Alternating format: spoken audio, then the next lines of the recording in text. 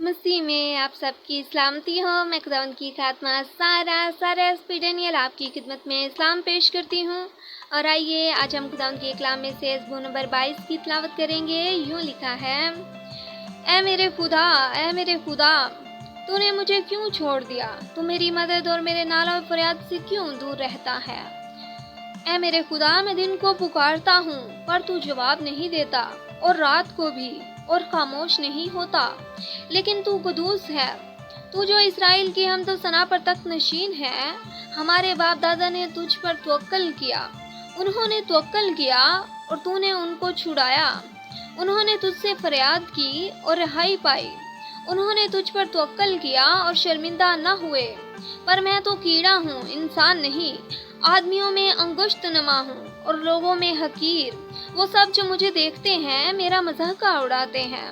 وہ منہ چڑھاتے اور سر ہلا ہلا کر کہتے ہیں، اپنے کو خداوند کے سپرد کر دے، وہی اسے چھڑائے۔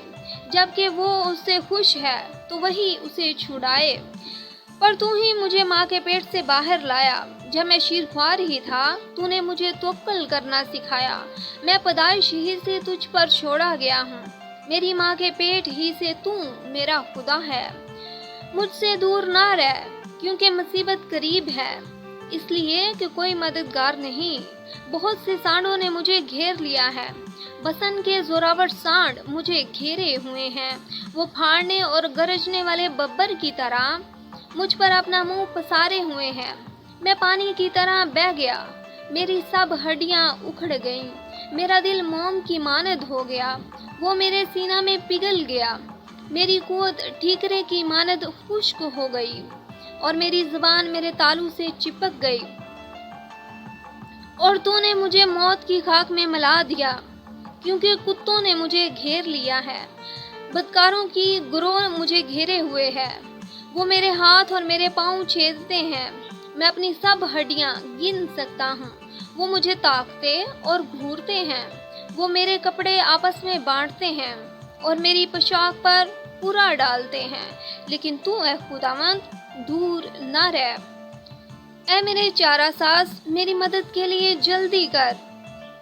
میری جان کو تلوار سے بچا، میری جان کو کتے کے قابو سے، مجھے ببر کے منہ سے بچا۔ بلکہ تو نے سانڈوں کے سینگوں میں سے مجھے چھڑایا۔ میں اپنے بھائیوں سے تیرے نام کا اظہار کروں گا، جماعت میں تیری ستائش کروں گا۔ اے خداوند سے ڈرنے والو، اس کی ستائش کرو۔ اے یعقوب کی اولاد، سب اس کی تمجید کرو، اور اے اسرائیل کی نسل، سب اس کا ڈر مانو۔ کیونکہ اس نے نہ تو مصیبت زدہ کی مصیبت کو حقیر جانا، نہ مصیبت زدہ سے نفرت کی، نہ اس نے اپنا منہ چھپایا۔ بلکہ جب اس نے خدا سے فریاد کی تو اس نے سن لی۔ بڑے مجمع میں میری ثنا خوانی کا باعث تو ہی ہے۔ میں اس سے ڈرنے والوں کے روبرو اپنی نظریں ادا کروں گا۔ حلیم کھائیں گے اور سیر ہوں گے، خداوند کے طالب اس کی ستائش کریں گے۔ تمہارا دل اب تک زندہ رہے۔ ساری دنیا خداوند کو یاد کرے گی اور اس کی طرف رجوع لائے گی، اور قوموں کے سب گھرانے تیرے حضور سجدہ کریں گے۔ کیونکہ سلطنت خداوند کی ہے، وہی قوموں پر حاکم ہے۔ دنیا کے سب آسودہ حال لوگ کھائیں گے اور سجدہ کریں گے۔ وہ سب جو خاک میں مل جاتے ہیں اس کے حضور جھکیں گے، بلکہ وہ بھی جو اپنی جان کو جیتا نہ رکھ سکیں۔ ایک نسل اس کی بندگی کرے گی، دوسری پشت کو خداوند کی خبر دی جائے گی۔ وہ آئیں گے اور اس کی صداقت کو ایک قوم پر جو پیدا ہوگی یہ کہہ کر ظاہر کریں گے کہ اس نے یہ کام کیا۔ آمین۔